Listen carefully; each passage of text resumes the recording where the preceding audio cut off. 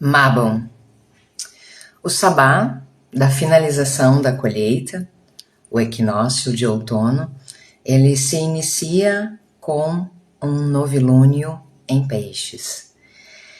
E aqui hoje eu trago alguns assuntos para que a gente comece a colocar a energia deste sabá, deste equinócio de outono em nossas vidas.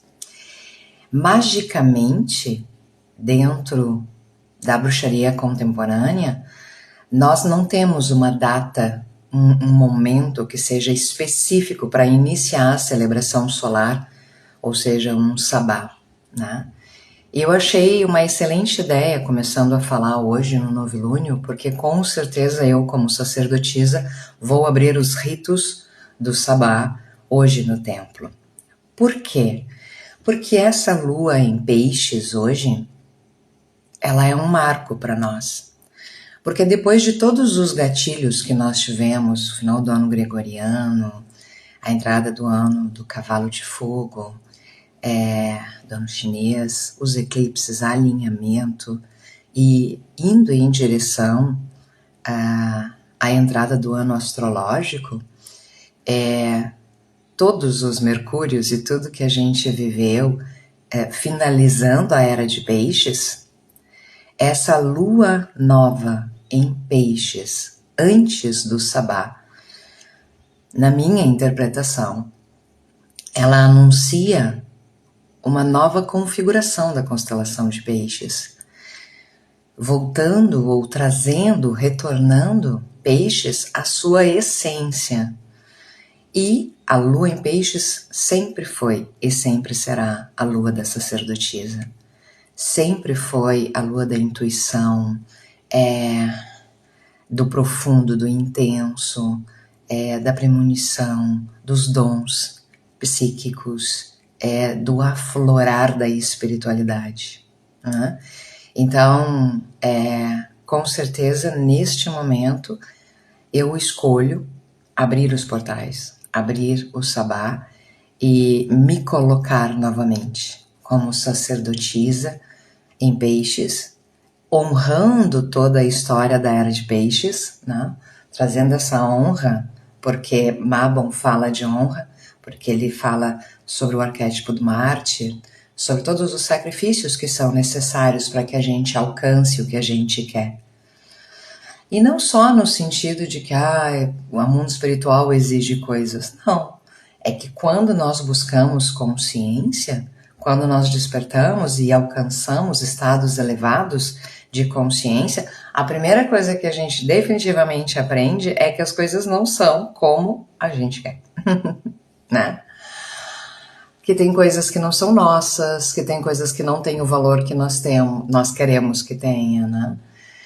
E diferente dos sabás maiores, que nascem da conexão do homem com Deus e que tem por finalidade sempre na roda afinar, refinar, estabelecer novamente, instaurar ou elevar a conexão do homem, do ser humano, com o seu Deus, com a fonte, os sabás menores, eles nos alinham ao bioma, nos alinham ao bioma cósmico, não só ao terreno, né? Nos alinham à energia, né? Do fluxo, porque uma coisa completa a outra, né? Então, a gente vem de Lamas, que foi o sabá onde o ser humano percebeu a influência das luas no plantio e na sua sobrevivência, né? Finalizando o ciclo que começa lá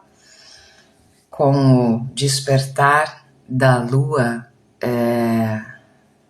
entre a sexualidade, enfim, né? Lá da era de Semiramis, né? Todo um link sobre os códigos de manifestação do masculino e do feminino, de implantação de consciência terrena, finaliza ali, né?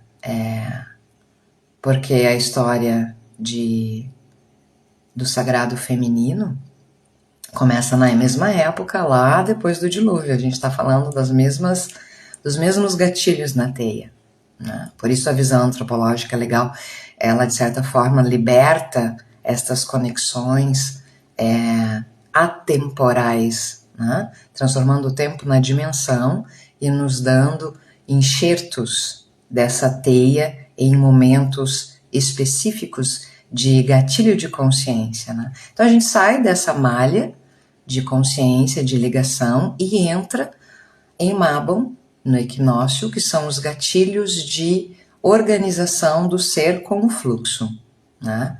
E o que o equinócio de outono traz? Eu acho que a primeira coisa que a gente precisa relembrar na magia é que o elemento do equinócio de outono é a água, né?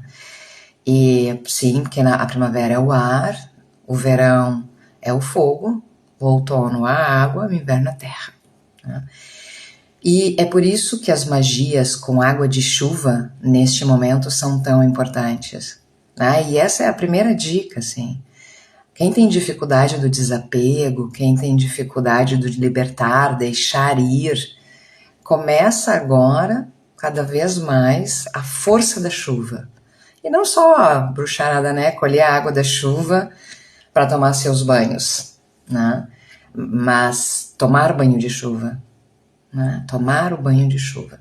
E a água da chuva colhida de hoje até o próximo domingo após Mabon, e a gente vai voltar a falar dessa não data específica, ela é guardada, consagrada ao Sabá e usada durante todo o ano para magias do desapego, do minguar, do entregar para a terra, do finalizar colheita, de energia na magia capaz de conduzir para o fluxo natural, entrega, né?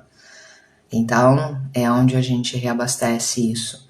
E também aqui eu gosto muito dessa consagração de grãos, foi feita lá em Lamas e tal, mas da Cruz de Ramos, né, que embora seja dos imortais, ela volta para o seu lugar aqui, que é a cruz do mato, da lavoura, do final da colheita, que simboliza a finalização da obra do homem na terra e que vai para a parede para secar durante o ano e conectar o homem com o feito da cocriação, né? O encontro, a cruz é o encontro entre o homem, sua obra e Deus, né?